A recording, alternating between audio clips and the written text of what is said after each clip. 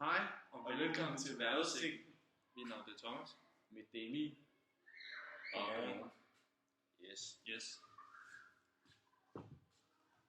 ser vi øst for varmefronten, har vi temperaturer mellem 13 til 16 grader.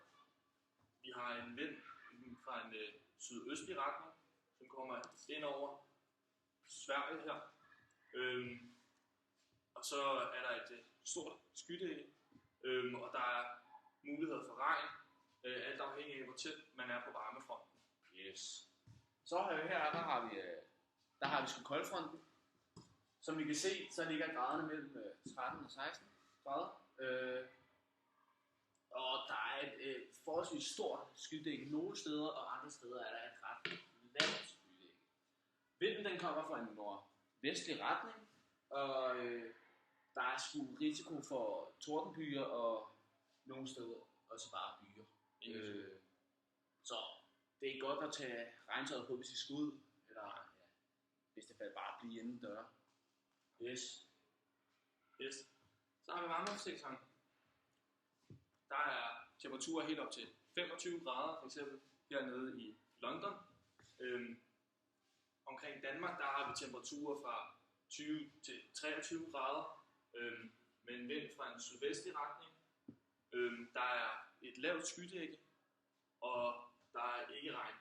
Så ja, generelt er det bare super godt vejr, så det er bare om at komme i badebukserne, ud på stranden, og slikke noget sol, og spotte nogle damer, og knap nogle bajer. Sådan. Det er bare, hey. Hvad starter du?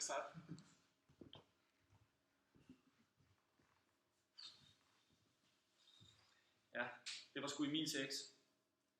Ej, det var helt god. Nå, lad os komme videre til vejrudsigten. Vi har fået til opgave her på redaktionen at præsentere jer for Stockholms vejr de næste 24 timer. Og ja, du hører rigtigt derude. Det var Stockholm. Lorteby. Som I kan se her, så er vejret i Stockholm kl. 12. Der vil være 14 grader. Der vil være et tæt skydække og en vind fra en sydøstlig retning, og så vil der være støvregn. Hen imod kl. 16 vil temperaturen være stigende og kan komme helt op til 16 grader. Mega fantastisk faktisk, 16 grader. Og det er grundet ligesom, at varmefronten den skubber mod øst. Regnen må også stille og roligt begynde at tage til, og kl. 16 vil vi have regn. Over mod timerne mod kl. 18, der vil temperaturen stadig være stigende, og da varmefronten stadig skubber mod øst, og derudover så vil vindretningen også gradvist skifte fra en sydvestlig vindretning over mod en sydøstlig vindretning. Yes. Så var det jo egentlig meningen, at Emil skulle have præsenteret for de næste par timer, men jeg ved sgu ikke lige, hvor han blev. Ja, Emil, hvad så? Ja. Yes.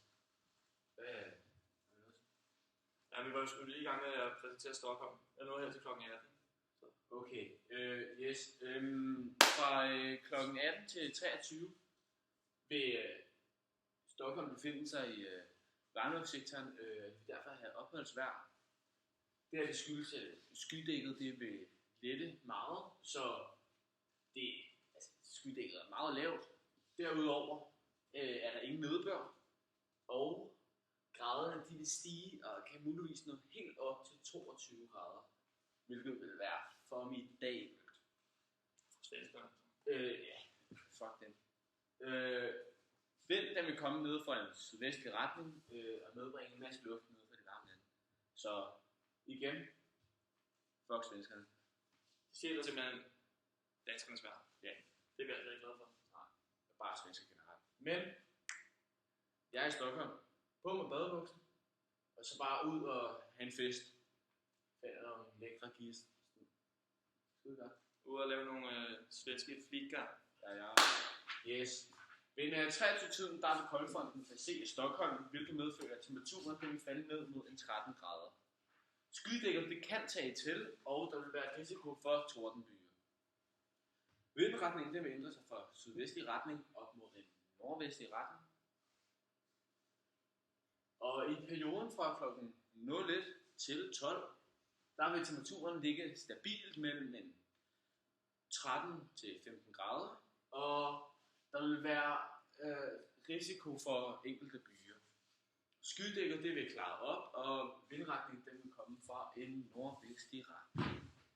Så er det altså ikke i morgen formiddag der omkring kl. 12, at man her i Stockholm skal jo tage badetøj på ud og snakke med nogle svenske flikker. Det er det ikke. Det er ikke en god Det er idé. om at blive hjemme. Så. Jeg må dyne med en god kande te og en tæppe, og så se noget Netflix. en chill, måske. Det kunne være. God idé. Yes. Vi vil bare gerne sige tak for i dag. Ha' en god dag. Ja. Og god arbejdslyst. Husk nu på vores gode vejrudsigt. Ja, vi håber, den kommer til at få en masse views.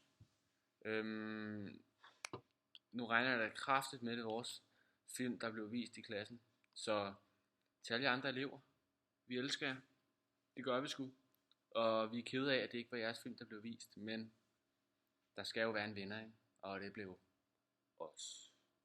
Yes. Sorry. I må have en god dag. Vi ses. Peace. Peace.